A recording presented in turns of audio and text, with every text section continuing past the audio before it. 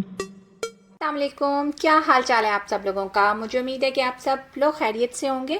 اور جی یہاں میں بنا رہی ہوں گڑ والے چاول، اور جو یہ ریسیپی ہے یہ بنانے میں بہت ہی زیادہ آسان ہے اور کھانے میں یہ اتنے ہی ٹیسٹی ہوتے ہیں۔ اس کے لیے میں نے لیا ہے 1 کپ رائس، اور اس کے ساتھ 1 ہی کپ میں نے اس میں لے لیا ہے گڑ۔ جتنا گڑ ہے اتنے ہی رائس ہے، اور جو یہ گڑ ہے یہ پرانا ہے، کیونکہ جو یہ پرانا گڑ ہوتا ہے اس کا کلر بہت اچھا ہوتا ہے اور اس سے چاولوں کا جو ٹیسٹ ہے وہ بھی بہت اچھا آتا ہے۔ اب آپ نے کرنا کیا ہے کہ جو یہ رائس ہے نا، ان کو آپ نے اچھے طریقے سے دھو کے تو آپ نے اسے ½ این آور کے لیے سوک کر دینا ہے، اور جتنی دیر میں رائس سوک ہو رہے ہیں تو ہم بنا لیں گے گڑ کا شیرہ۔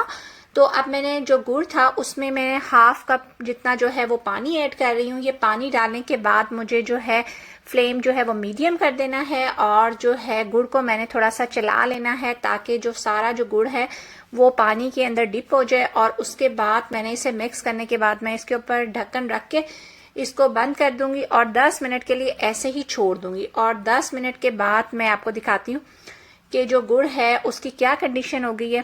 تو یہ دیکھیں جو گڑ ہے وہ سارا ماشاءاللہ ڈیزولو ہو گیا ہے، اور کوئی بھی اس میں جو ہے گڑ کا پارٹیکل باقی نہیں رہا۔ اور اگر آپ دیکھیں کہ اس میں آپ کا جو گڑ ہے وہ ابھی ڈیزولو نہیں ہوا تو آپ اسے تھوڑا سا چمچ چلا کے ڈیزولو کر لیں۔ اور اب ہم اسے چولہے سے اتار دیتے ہیں، اس کو ٹرانسفر کر دیتے ہیں ایک کپ میں۔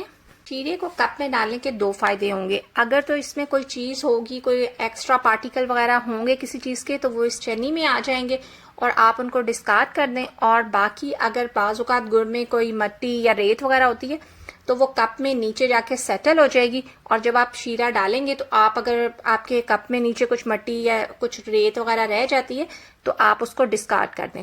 تو میں نے پانی جو ہے وہ چولہے پہ چڑھا دیا ہے، اور پانی کے اندر جب ببل آنا شروع ہو جائیں تو آپ نے اس میں رائس ڈال دینی ہے۔ اور میں اس میں کوئی بھی جو ہے انگریڈینٹ ایڈ نہیں کر رہی، نہ کوئی آئل، نہ سالٹ، نہ ہی کوئی اور انگریڈینٹ، جسٹ میں نے رائس ڈال دی ہیں۔ اور جب رائس جو ہیں 99% جو ہیں وہ کک ہو جائے تو آپ ان کو نکال لینا ہے، اور جو ہے اب یہ انتظار نہیں کرنا کہ 1 کنی رہ جائے یا 2 کنی رہ جائے، تو یہ آپ اس کو 99% تک آپ اس کو کک کر لیں، کیونکہ اگر آپ تھوڑے سے بھی کچے چاول چھوڑ دیتے ہیں تو جب آپ اسے ڈالتے ہیں شیرے میں تو وہ چاول جو ہوتے ہیں وہ ہارڈ ہو جاتے ہیں۔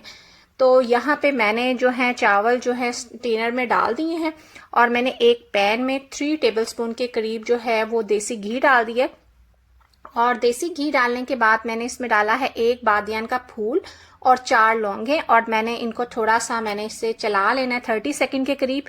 اور اس سٹیج پہ اگر آپ کے پاس الائچی ہے تو آپ 3 الائچیاں بھی ڈال دیں اس میں۔ اور یہاں پہ میں ڈال رہی ہوں سونف، اور جو یہ سونف ہے یہ جو گڑ والے چاول ہیں آپ سمجھ لیں کہ یہ ان کا بہت ہی ضروری انگریڈینٹ ہے۔ اس کے بغیر جو ہے نا گڑ والے چاولوں کا اچھا ٹیسٹ آتا ہی نہیں ہے، تو یہ ڈالنا بہت ضروری ہے۔ تو جب آپ یہ ڈال دیتے ہیں سونف تو آپ کے جو گڑ والے چاول ہیں نا ان کا ٹیسٹ نیکسٹ لیول پہ چلا جاتا ہے۔ تو یہاں پہ میں نے جو گڑ کا شیرہ ہے وہ بھی ایڈ کر دیا ہے اس میں، اور آپ یہ دیکھیں کہ کپ جو ہے وہ نیچے سے بالکل کلین ہے، اس کے اندر کوئی بھی ڈسٹ یا پھر سینڈ وغیرہ کا کوئی بھی پارٹیکل بالکل بھی نہیں ہے۔ تو میں نے سارا جو شیرہ اس میں ڈال دیا ہے، بس میں نے اس کو ایک کوئک مکس دینا ہے، اور اس کے بعد میں نے جو رائس تقریباً 99% کک کر کے رکھے تھے وہ میں نے اس میں ایڈ کر دینے ہیں۔ اور یہ رائس ڈالنے کے بعد آپ نے جو چمچ ہے وہ اس میں زور زور سے نہیں ہلانا، بس جسٹ آپ نے رائس کو اس شیرے کے ساتھ فولڈ کرنا ہے۔ آپ نے بہت ہی سافٹلی چمچ چلاتے ہوئے سارا جو شیرہ ہے نا وہ رائس کے اوپر کوٹ کر دینا ہے، اور جب سب رائس کے اوپر یہ شیرہ کوٹ ہو جائے تو آپ نے اس میں ایڈ کر دینا ہے ڈرائی فروٹ۔ آپ اپنی مرضی سے جو بھی آپ کا دل چاہے آپ وہ ڈرائی فروٹ ڈال سکتے ہیں، اور اگر آپ ڈرائی فروٹ نہ بھی ڈالیں تو بھی یہ رائس بہت ہی مزے کے بنتے ہیں۔ اور میں اس کے اندر ڈال رہی ہوں، میں نے لیا ہے فریش ناریل اور اس کو میں نے سلائسز میں کاٹ لیا ہے، اور ساتھ میں نے لیے ہیں کچھ اخروٹ، اور 3 ٹیبل سپون کے قریب میں نے لی ہے کشمش، اور یہ سب کچھ آپ نے اس میں ایڈ کر کے تو آپ نے پھر اسے بھی رائس کے ساتھ آپ نے فولڈ کر دینا ہے۔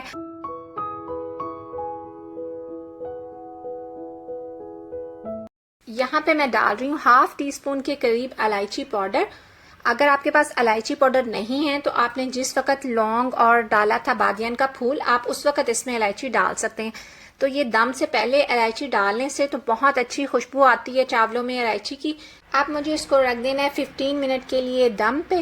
اور دم پہ رکھنے سے پہلے جو یہ لڈ کا ہول ہے اس کو میں نے کور کر دینا ہے ایک لونگ کے ساتھ تاکہ اس میں بہت اچھی سی اسٹیم بنے اور جو چاولوں کو بہت اچھا سا دم آ جائے اور یہ بہت ہی سافٹ سے بنے.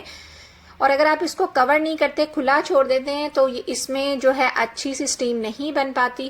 تو اب میں نے جو ہے فلیم وہ بہت ہی زیادہ لو کر دیا ہے اور اب یہ لو فلیم پہ 15 منٹ تک پڑے رہیں گے. اور یہ دیکھیں میں نے یہاں پہ لڈ کھول دیا ہے اور آپ دیکھیں یہ 15 منٹ کے بعد اسے دم آ چکا ہے اور رائس بہت ہی کھلے کھلے اور بہت ہی مزے کے بنے ہیں اور بہت ہی اچھی جو ہے وہ خوشبو آ رہی ہے. آپ اس ریسیپی کو ضرور ٹرائی کریں اور اگر آپ اس ریسیپی کو ٹرائی کرتے ہیں تو مجھے اپنا فیڈ بیک ضرور دیں. بس اس کے ساتھ ہی میں لیتی ہوں آپ سے اجازت. ملوں گی نیکسٹ ولاگ میں. تب تک کے لیے اللہ حافظ.